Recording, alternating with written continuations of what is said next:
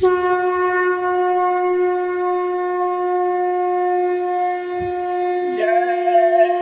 गुरुदेव। जय गुरुदेव।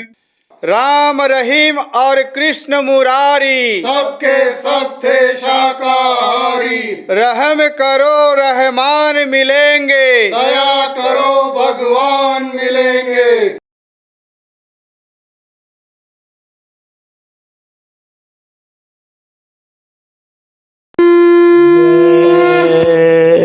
गुरुदेव। सकल कामना त्याग कर करूं तुम्हीं से प्यार, मुख मोड़ूं अब जगत से जिसमें नहीं कछु सार।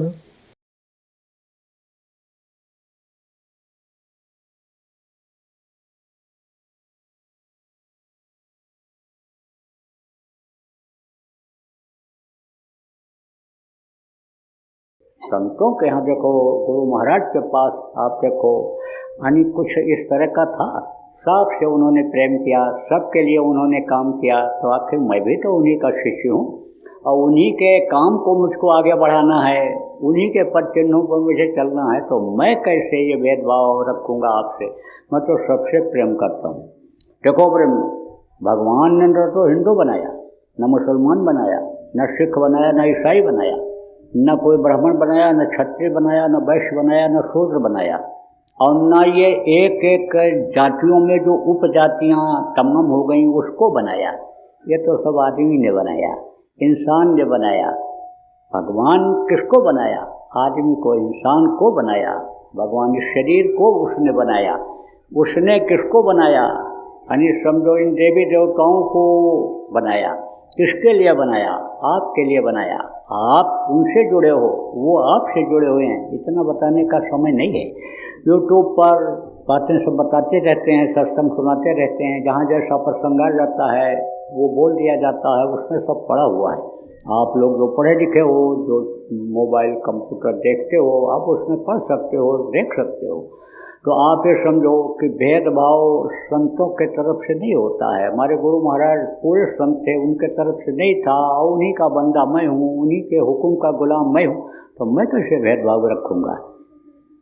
लेकिन हम ये नहीं कहते हैं कि आप अपना जाति छोड़ दो, धर्म छोड़ दो, आप अपने लड़के का ब्याह कहीं दूसरी जगह करने लग जाओ। हम यह भी नहीं कहते हैं। आप ये समझो कि जीवात्मा सबके अंदर एक जैसी है। हड्डी सबकी एक जैसी, मन सबका एक जैसा, खून सबका एक जैसा, और जीवात्मा भी सबकी एक ही जैसी है। तो जो जीवात्माओं को देखता मानता जानता है वो सबसे प्रेम करता है और मर्यादा का पूरा पालन करता है। क्योंकि आप जो संत मत के हो, आपको सत्संगों में सुनाया गया कि जब संत इधर आने लगते हैं तो ये जो काल भगवान जिनका देश है, जिनकी ये सारी व्यवस्था है, वो एक राज कराते हैं कि मर्यादा का उल्लंघन ये नहीं करेंगे। बहुत चीज़ें आपको बताई गई हैं सत्संग में कि ये चीज़ों का वो वादा कराते हैं कि भेजो तो आप जीवों को निकालने के लिए, लेकिन ऐसा ये नहीं करेंगे। 3-4 चीज़ें प्रमुख रूप से हैं, वो वरदान के रूप में मांग रखा है। तो मर्यादा का उल्लंघन नहीं करते। तो आपकी मर्यादा जो बनी हुई है उसका आप पालन करो। आप जहाँ रोटी खाते हो, भोजन खाते हो, जिस जाति में, जिस समाज में, जिस जगह बैठ करके शाकाहारी भोजन उसी के यहाँ खाना। जहाँ लड़का लड़की का शादी ब्याह करते हो वहाँ आप शादी ब्याह करो। ये जरूर कहता हूँ कि लड़का लड़की जब बड़े हो जाएं तब उनका शादी ब्याह समय से आप कर दो। बेकार का ना बैठाओ, काम में लगा दो और फिर शादी ब्याह कर दो। तैयारी में ही ना समय निकल जाए। अभी वहाँ एक आदमी हमको मिला, कहाँ मिला था? हापुड़ में कार्यक्रम था मेरा इधर। बोला 16 साल से तैयारी कर रहा हूँ और आगे नहीं बढ़ पा रहा हूँ, आशीर्वाद चाहिए, आ नहीं रहा हूँ। तो क्यों ऐसा काम करते हो जिसमें कामयाब न हो जाओ? हर कोई कैसे अधिकारी बन जाएगा? कितनी पोस्टें निकलेंगी? तो आप ये समझो कि जो भी काम ले जाए और जैसी जिसकी बुद्धि हो उसी में उस बच्चे को लगा दो। छोटी छोटी चीज़ें यानी पूछने का अब समय नहीं रह गया। देखो कितनी भीड़ आती है, कितने लोग आते हैं, सबको कहाँ बताया जा सकता है। तो मोटी मोटी बातें ज़रूर कहता हूँ कि आप लड़कों को, बच्चों को काम धंधे में लगा दो, पढ़ाई करते रहें, कंपटीशन की तैयारी करते रहें। अगर वो यानी समझो काबिल बन जाएंगे तो उसमें कंपटीशन में आ जाएंगे। बहुत से लोग नौकरी कर लिए, पढ़ते रहे और पास हो गए तो कलेक्टर कमिश्नर बन गए। वो ऐसे आपके भी बच्चे हो जाएंगे। बच्चा बड़ा हो जाए, कमाने लगे, जब तब शादी ब्याह करो, क्योंकि खर्चा दूसरे दिन से ही चालू हो जाता है और बस कुछ कुछ होने लगता है। बस बहू सोचती है बुढ़िया को कब्र पर पहुंचा करके ही दम देंगे, और सास ये सोचने लगती है कि जब तक इसको घर से निकाल नहीं देंगे तब तक हम चैन की रोटी नहीं खाएंगे। बस तलाक के मुकदमे चालू हो जाते हैं, दहेज का मुकदमा चालू हो जाता है और जेल की रोटी खानी पड़ती है। तो ऐसा क्यों करो आप?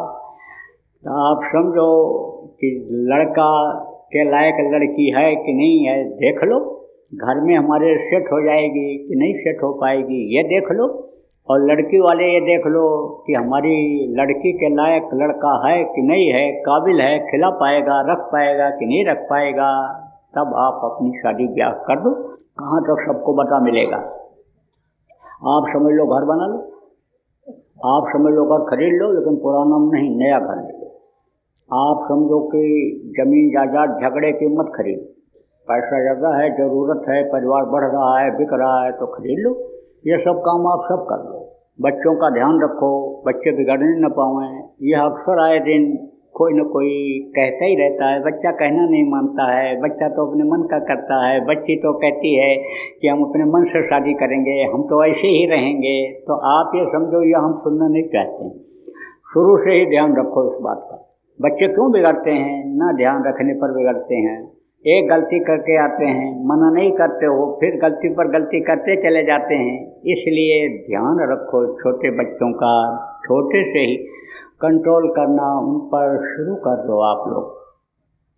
तो न घर छुड़ा रहा, न जमीन जायदाद छुड़ा रहा, कोई मर्यादा ख़त्म नहीं कर रहा हूँ। तब आप कहोगे भाई दक्षिणा की मर्यादा ये तो आप ख़त्म कर दे रहे हो।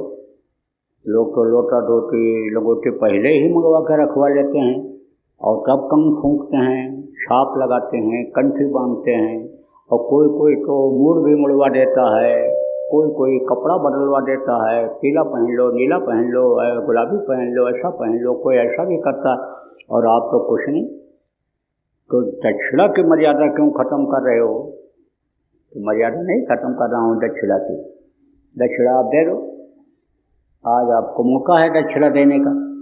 तो दक्षिणा में देना क्या है? आप अपनी बुराइयों को यहीं छोड़ जाओ, यही सबसे बड़ी आपकी होगी दक्षिणा। देखो, आपने हिंसा हत्या किया या आपकी वजह से हिंसा हत्या हुआ तो उस पाप को भोगना पड़ेगा। लेकिन सुबह का बोला शाम को घर अगर वापस आ जाए तो बोला नहीं कहलाता है। आज अगर उस प्रभु से आप माफ़ी मांग लोगे तो उसका नाम है दीन बंधु, दीनानाथ, गरीब परवर, वो आपको माफ़ भी कर सकता है। लेकिन जान करके गलती करोगे तो फिर माफ़ी नहीं होगी। अब आप तो मांस खाने वाले कहते होगे हम पैसा देकर खरीद करके लेकर के आते हैं तब पकाते खाते हैं, लेकिन अगर मांस खाना बंद कर दो, सब लोग बंद कर दें, तो फिर कोई जीव हत्या करेगा? नहीं करेगा। यही जीवात्मा बकरा में भी, मुर्गा में भी, मुर्गी में भी आपके हाथ में कांटा चुभ जाता है, दर्द करता है, तो कितना तकलीफ होती है। कहते वो बहुत छोटे सा है लेकिन खरक रहा है, इधर कहते खरकता रहता है। तो ऐसे ही समझो आप कि तकलीफ हो यानी उसको भी होती है। तो जीवों पर दया करना ही सबसे बड़ा पुण्य है। दया धर्म तन बसे शरीरा, ताकत रक्षा करना विरका न। दया धर्म जिसके अंदर रहता है उसकी मालिक रक्षा करता है। तो दया को मत ख़त्म करो, दया धर्म को अपनाओ प्रेमियों, नहीं तो ये जीवात्मा फंस जाएगी, नरकों में डाल दी जाएगी। नरकों में बड़ी तकलीफ होती है, मरी जाती, काटी जाती, सराई जाती, और जीवात्मा इससे वहाँ मुक्त नहीं हो पाएगी, जीवात्मा की मुक्ति नहीं हो पाएगी। शरीर की मुक्ति तो शमशान घाट पर आप करा सकते हो जाएगी। जो बड़ा आदमी है, छोटा आदमी है, जैसा है उसके साथ उसी तरह के लोग जाएंगे, वैसे ही उसकी चिता बनेगी, तो इसकी मुक्ति तो हो जाएगी, लेकिन जीवात्मा की मुक्ति नहीं हो पाएगी। तो जो जानवरों को मारता है, काटता है, लाता है, खाता है, खिलाता है, सबको बराबर पाप लगता है। तो मांस सब मत खाना। बच्चियों घर में मत आने पावे, मछली ना आने पावे घर में, अंडा न पकने पावे, इस चीज़ का ध्यान रखना। मछली तालाब की सफाई के लिए बनाई गई। कोई भी गंदी चीज़ तालाब में आप डाल दो, मुर्दा बह के आ जाए, घोड़ा गधा बह करके आ जाए, सुअर बह के आ जाए, मछली खाएगी। जब मर जाती है, पानी के ऊपर तैरती है, तो गीदड़ और कौवा खाते हैं। तो आप ये समझो कि यह है यानी मनुष्य का तो भोजन ही नहीं है, इसलिए मछली नहीं। अंडा ये माताएं मांसधर्म होती हैं, खराब खून इकट्ठा हो जाता है, बच्चा बन जाता है। मुर्गियों का खराब खून, उनके टट्टे पेशाब का खराब हिस्सा जब इकट्ठा हो जाता है तो वही अंडा बन जाता है। तो बहुत गंदी चीज़ है, बुद्धि भ्रष्ट हो जाती है, खून बेबेल हो जाता है, तरह तरह के रोग आ जाते हैं शरीर में। डॉक्टर भी नहीं पता लगा पाता है कि ये रोग हुआ कैसे और आया कैसे और इसका निदान क्या है, ये रोग ठीक कैसे होगा। वो तो बस कभी दर्द की, कभी इसकी उसकी दवा खिलाता रहता है और शरीर ये रोगी बना रह जाता है और आत्मा का भी विकास नहीं हो पाता। जिस काम के लिए मनुष्य शरीर मिला वो काम फिर भी पूरा नहीं हो पाता है। इसलिए मांस किसी भी पशु का, पक्षी का मत खाना, मछली मत खाना, अंडा मत खाना और शराब जैसा बुद्धिनाशक नशे का सेवन मत करना। शराब जैसा नशा जिसमें भी हो, चाहे भांग हो, चाहे गांजा हो, चाहे अफीम हो, चाहे आपका ताड़ी हो, चाहे आपका हीरोइन, कोकीन या तमाम गोलियां, इस समय पर लोगों ने बना दिया नौजवानों के चरित्र को ख़त्म करने के लिए, उनके विकास पर रोक लाने के लिए बना दिया। अब वो खा पी करके मस्त पड़े रहते हैं, क्या सोच पाएंगे हमको क्या करना है, क्या हमको आगे बढ़ना है, कुछ पता ही नहीं रहेगा। तो समझ लो ये सब सेवन मत करना।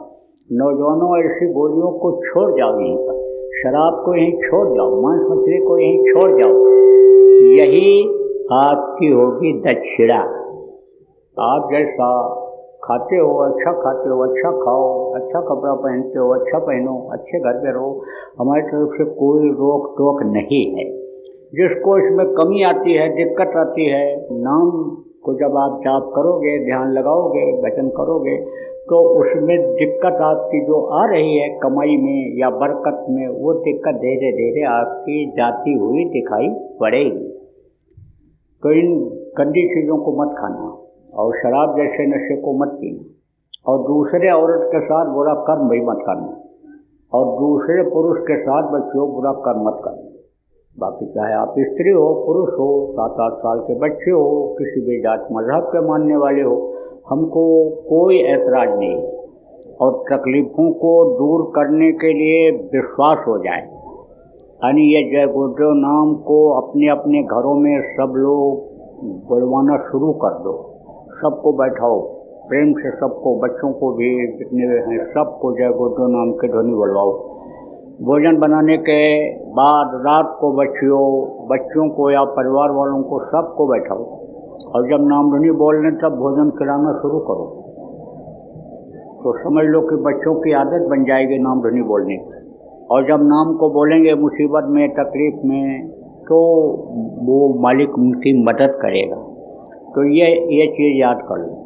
और देखो, किसी की निंदा अपमान में मत फंसो, निंदा मत करो, न किसी अन्य धार्मिक नेता की, न धार्मिक अन्य किताब की, न किसी धर्म की, न किसी मज़हब की, न किसी अन्य समझ लो राजनेता की, न किसी पार्टी की निंदा बुराई क्यों करो। आप उसके कर्मों से लड़ जाना पड़ता है।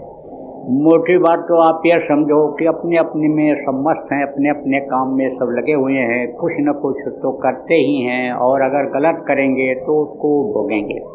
अगर खान पान लोगों का सही नहीं होगा, चरित्र अगर सही नहीं होगा, आगे नहीं बढ़ पाएंगे, तरक्की नहीं कर पाएंगे, कोई भी लाइन हो। अगर वो शाकाहारी रहेंगे, नशा मुक्त रहेंगे, भजनानंदी इबादती जिसको कहते हैं वो अगर बनेंगे तब तो वो आगे बढ़ेंगे। तो आपको इससे ज़्यादा झंझट में आने की, ज़्यादा झंझट में पड़ने की आपको ज़रूरत नहीं है। आप अपना यानी आध्यात्मिक मंच बनाओ, अच्छे लोगों को आप जोड़ो और अच्छे लोगों का साथ करो, अच्छे लोगों से आप काम लो और अच्छे लोगों के आप काम आओ। तो बराबर आपका जो चल रहा है सेवा करने का, भोजन खिलाने का, नाश्ता खिलाने का, जो भी दवा बांटने का, तो एम्बुलेंस आप फ्री चलाते हो, ये सब फ्री काम जो है सब करते रहो। कंबल बांटने का जो बांटते हो ठंडी में, जैकेट बांटते हो, टोपा बांटते हो, ये सब काम करते रहो। इससे आपके रुपया पैसा में यानी बरकत होगी। जो भी आप लगाओगे, खर्च करोगे, लक्ष्मी खुश होंगी कि देखो अच्छे काम में लगा दिया, छोटे को इन्होंने कपड़ा पहना दिया, छोटे को ओढ़ा दिया, भूखे को खिला दिया, तो उससे आपकी उसमें बरकत होगी। तो वो काम करते रहो। लेकिन भजन ज़्यादा ज़रूरी है, सुमरन ज़्यादा ज़रूरी है, जीवात्माओं को खुराक देना ज़्यादा ज़रूरी है। तो लोगों को समझाते भी रहो कि भाई मनुष्य शरीर का कोई ठिकाना नहीं, कब ये समय पूरा हो जाए और चला जाए, इसलिए यानी समझो कुछ वहाँ के लिए भी कर लो। और ये नाम ऐसा है कि इसको याद करोगे, नाम लोगे तो वो आपकी तरफ देखेगा और दया करेगा आपकी हर तरह से। तो ये बताते रहो, समझाते रहो। और देखो देशभक्ति जरूरी है। हड़ताल, तोड़ फोड़, आंदोलन, धरना, घेराव, हिंसा, हत्या से कोई काम होने वाला नहीं। बलि मत चढ़ाना। बलि चढ़ाने से देवता कभी खुश नहीं होते हैं, नाराज हो जाते हैं, तो सजा मिल जाती है। तो आप यानी समझ लो कि हिंसा हत्या से दूर रहो। और आप आत्महत्या भी कोई मत करना, वो भी बड़ा पाप है। पेट यूनी में चला जाना पड़ेगा, फिर तो बड़ी तकलीफ होती है। पेट बहुत बड़ा होता है, नाक बहुत पतली होती है, सूंघते हैं, ये वही इनका भोजन है, तो पेट भरते ही नहीं, तो परेशान रहते हैं। इसलिए ऐसा कोई काम मत करना आत्महत्या जैसा। हर समस्या का समाधान है। तोड़ फोड़, हड़ताल, आगजनी और ये देशद्रोहिता का काम से कोई समस्या थोड़ा हल होता है। समस्या का सब समाधान है, धीरे धीरे सब समाधान हो जाएगा। धीरे धीरे आप अपनी अच्छाइयों को मत छोड़ना, बुराइयों को दूर करने के लिए भी अच्छाई को अपनी मत छोड़ना। बोलो जय गुरुदेव। देखो प्रेमियों कि क्या लेकर तू आया जग में और क्या लेकर तू जाएगा। सोच समझ ले रे मन मूर्ख, आखिर में पछताएगा। अब इसको सोचने और समझने की ज़रूरत है कि जिससे आखिर में पछताना न पड़े। आखिर में किसको कहते हैं? सबसे आखिरी समय आदमी का मृत्यु का होता है, मरने का होता है। आखिरी समय आदमी का बुढ़ापे का होता है। तो दोनों में पछताना न पड़े।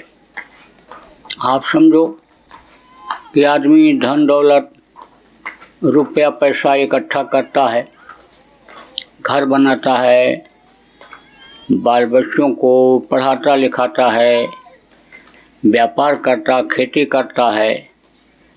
उसको बढ़ाने में, लोभ और लालच में आदमी पाप तक शरीर से कर डालता है। सच्चाई सबसे बड़ा पुण्य बताया गया, झूठ बोलना पाप बताया गया। नहीं असत्य संपातक पुंजा गोस्वामी जी ने कहा। तो झूठ बोलता है, बेईमानी करता है, ठगी करता है, मारकाट करके लाता है, लूट करके लाता है, दिल दुखा करके लाता है, घर मकान बनाता है, रुपया पैसा इकट्ठा करता है, बाल बच्चों को उस काम धंधे में जो दुकान खोलता है, बिजनेस व्यापार खोलता है, उसमें लगाता है। अब वो जो गलत ढंग से दिल दुखा करके कमा करके अन्न लाया, रुपया पैसा लाया, और बच्चे उसको खाए और उससे बिजनेस व्यापार किए और उससे वो खाए, कमाई का जो खाया, तो बुद्धि खराब हो जाती है। अपने और पराये का ज्ञान खत्म हो जाता है। तो बजाय पिता की सेवा करने के, बजाय पिता के आदेश का पालन करने के, उनकी बातों को अनन्या मानते हैं। कुछ भी बुढ़ा कहता रहता है, चिल्लाते रहता है, लेकिन कोई जल्दी सुनते ही नहीं है। आप समझो कि आदर सम्मान सेवा बुढ़ापे में यानी लोग ख़त्म कर दे रहे हैं। जिस सुख के लिए यह सब कुछ किया वो दुख में बदल जाता है। कब? जब आखिरी वक्त आने को होता है, अंतिम उम्र आने को होती है।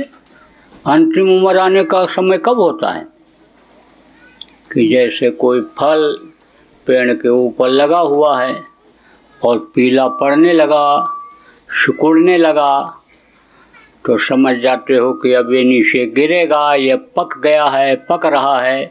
ऐसे ही जब बाल सफ़ेद हो जाते हैं, झुर्रियाँ चेहरे पर पड़ने लगती हैं, दांत जब निकलने लगते हैं, गिर जाते हैं, कहने का मतलब निकल कर बाहर हो जाते हैं, तब समझो कि अंतिम वक्त आने का समय हो जाता है। तो ऐसे समय में फिर आदमी पछताता है, अपने किए हुए कर्मों पर पश्चाताप करता है कि हमने देखो ये सब कुछ किया, सुख के लिए किया, लेकिन अब हम दुखी हो रहे हैं। ना समय पर हमको खाने को मिल रहा है, ना समय पर हमको सोने को मिल रहा है, और अब इस उम्र में हमको डांट फटकार सुननी पड़ रही है, तिरस्कृत हम हो रहे हैं। यह अन्य बुढ़ापे में सोचने लगता है, और आखिर में जब समय आ जाता है, आखिरी वक्त आ जाता है, तब तो बिल्कुल निराश हो जाता है। कैसे? कि जैसे जुआ खेलने के लिए जुआरी जाते हैं तो बड़े उत्साह के साथ जाते हैं, बहुत खुश होकर के जाते हैं, और यही इच्छा लेकर के जाते हैं कि आज हम जीत करके आ जाएंगे, आज हम ज़्यादा रुपया पैसा लेकर आएंगे। लेकिन जब हार जाता है तो सिर नीचे करके दुखी मन से घर के तरफ आता है। तो हारा जुआरी हो जाता है आखिरी वक्त पर आदमी, और न चाहते हुए भी इस शरीर को खाली कर देना पड़ता है। अब आप ये सोचो कि जिस शरीर के लिए दिन रात चलता रहता था, अच्छा खाने का इंतज़ाम किया, अच्छा कपड़े का इंतज़ाम किया, अच्छा घर मकान बनाया, मान प्रतिष्ठा इज्जत के लिए ऊंची कुर्सी लिया, मेहनत किया और लोगों में सम्मान लिया, आप ये समझो कि वो सब छूटने का समय आ जाता है। ये शरीर को नहलाया धुलाया, बढ़िया तेल लगाया, बढ़िया कपड़ा पहनाया, इसको मकान का मालिक खाली करा लेता है। कौन मकान का मालिक? जिसने इस शरीर को दिया है। आपको नहीं पता है कि किसने दिया है ये। आप तो बस यही कहते हो कि माता पिता के, जो बहुत जिनको जानकारी है, यही कहते हो माता पिता के संपर्क ने उन्होंने हमको पैदा कर दिया है। और यहाँ पे समझो और ज़्यादा गहराई में गए तो कहा रजबीज इकट्ठा हुआ माँ के पेट में और बच्चा बन गया, बाहर निकल आया। तो आप तो यही समझते हो कि हम इनके बेटा हैं, ये हमारी माँ हैं, इन्होंने हमको पैदा किया है। लेकिन जिसको भगवान कहते हो, परमात्मा कहते हो, उसने ये मनुष्य शरीर दिया है। किस लिए दिया, क्यों दिया, ये आपको पता नहीं है, क्योंकि आपको सत्संग नहीं मिला, संत नहीं मिले, तो आपको ये पता नहीं लग पा रहा है बहुत से लोगों को कि किस लिए मिला। तो जैसे पशु और पक्षी खाते हैं और बच्चा पैदा करके दुनिया संसार से चले जाते हैं, ऐसे ही आप भी उसी काम में लगे हुए हो, और बस ऐसे ही पशु पक्षी की तरह से खा के बच्चा पैदा करके बहुत से लोग आप चले जाओगे। जो सत्संग में नहीं आए, कभी नहीं सुनते, कभी नहीं जानते, वो लोग भी चले जाएंगे। लेकिन शरीर तो यहाँ छूट जाएगा, और शरीर को जो चलाने वाली ताकत है, शक्ति है, जिसके निकल जाने के बाद बड़े बड़े वैज्ञानिक, जोशी, पंडित, मुल्ला, पुजारी, ज्ञानी सब फेल हो जाते। कौन सी चीज़ है ये जिसके निकल जाने के बाद शरीर में सड़न गलन बदबू आने लगती है? यानी वो है जीवात्मा। तो जीवात्मा ये फंस जाएगी। देखो यहाँ तो कर्मों की सजा मिलती ही है। आप समझो बहुत तेज अगर हवा चले, गर्म हवा चले, ठंड हवा चले, ठंडी ज़्यादा हो जाए, बरसात ज़्यादा हो जाए, शरीर भीग जाए, लेकिन जवानी में ये सब बर्दाश्त हो जाता है। और बुढ़ापे में बर्दाश्त नहीं होता है। सर्दी भी ज़्यादा लगती है, गर्मी भी ज़्यादा लगती है, भीग जाओ तो बुखार हो जाए, तबीयत खराब हो जाए, तो आखिरी वक्त आने से ही ये सज़ा कर्मों की मिलने लगती है। और जब शरीर ये छूट जाता है तो आत्मा को ले जाते हैं। तो कहाँ ले जाते हैं? खराब कर्म जब शरीर से आदमी करता रहता है, चाहे जान में करे चाहे अज्ञान में करे। देखो जहर को आप जान करके खा लो तो भी मरोगे, अनजान में खा लोगे तो भी मरोगे। तो खराब कर्म अगर जान के करोगे तो भी पाप लगेगा, सज़ा मिलेगी, अनजान में करोगे तो भी सज़ा मिलेगी। तो जो शरीर से पाप करते रहते हैं उनको नरकों में जाना पड़ता है, वहाँ बड़ी मार पड़ती है, बहुत दिन रहना पड़ता है। वहाँ से जब नरकों से छुटकारा मिला तो कीड़ा मकोड़ा, सांप गोजर बिच्छू के शरीर में बंद होना पड़ता है। फिर वहाँ से जब छुटकारा मिलता है तब 9 महीने माँ के पेट में लटकना पड़ता है। तो बड़ी जलन होती है माँ के पेट में। माँ के पेट की गर्मी जल्दी बर्दाश्त नहीं होती। देखो पेट में ज़्यादा गर्मी होती है, अग्नि का प्रकोप पेट में ज़्यादा होता है। और पुरुषों की अपेक्षा जो बच्चा पैदा करने वाली माताएं होती हैं उनमें ज़्यादा होता है। अग्नि अगर ख़त्म हो जाए तो भी हाजमा ख़राब हो जाएगा। कोई चीज़ आप खाओगे तो जल्दी हजम नहीं होगा। इसलिए आप समझो कि अग्नि उसने बनाया। मनुष्य शरीर को बनाते समय ही जल, पृथ्वी, अग्नि, वायु और आकाश का प्रयोग किया गया माँ के पेट में, और बराबर इसको उसकी ज़रूरत भी रहती है बाहर। तो अग्नि जलाती है, गर्मी पैदा कर देती है। और जिनके पेट में बच्चे रहते हैं ऐसी माताएं हैं, जब तीखी चीज़ खाती हैं, ज़्यादा खट्टी चीज़ खाती हैं, बच्चे को लगने वाली पेट में चीज़ें जब पड़ती हैं तो बेचैनी हो जाती है, तड़पता है। जैसे मिर्ची तेज खा लो तो जलन पैदा हो जाती है, बहुत देर तक जलन बनी रहती है मुंह में, ऐसे ही बच्चे को तकलीफ़ होती है। आप समझो पिछले जन्म में कहाँ थे, माँ के पेट में यह भी दिखाई पड़ता है। तब रोता है, प्रार्थना करता है कि प्रभु बाहर निकालो।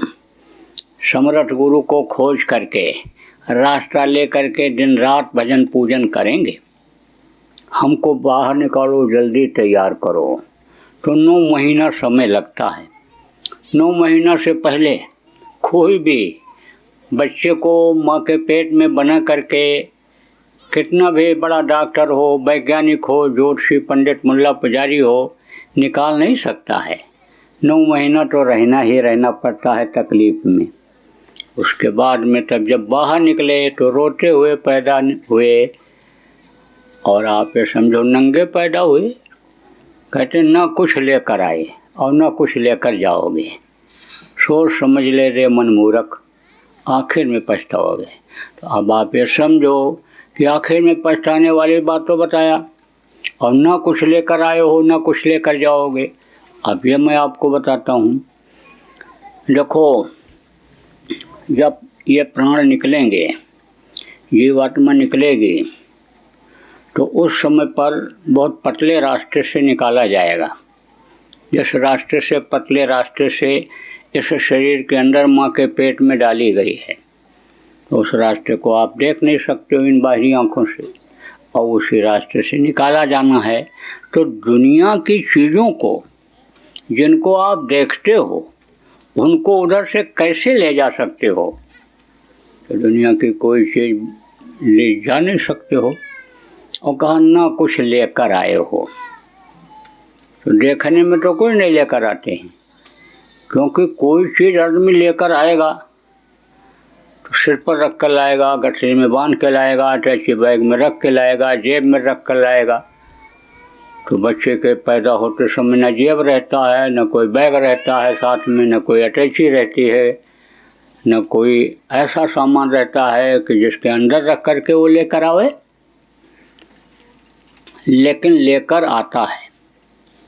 देखो आज तक कोई भी बच्चा हाथ फैला कर नहीं पैदा हुआ, मुट्ठी बांध कर पैदा होता है। ऐसे वो मुट्ठी में लेकर आए।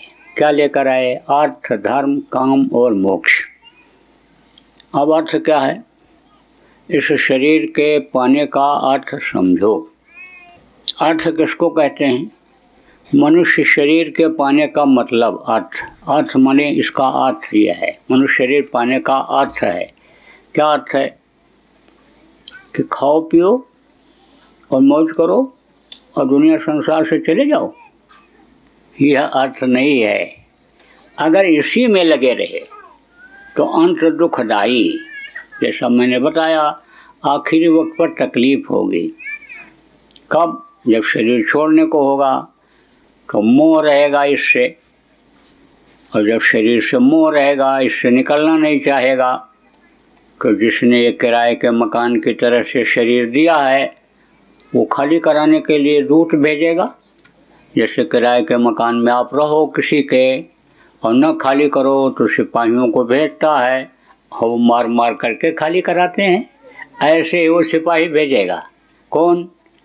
जिसको ये हुक्म होता है खाली कराने का, यानी जिसको यमराज कहते हैं, तो अपने सिपाहियों को भेजेगा और मार मार करके वो खाली कराएंगे।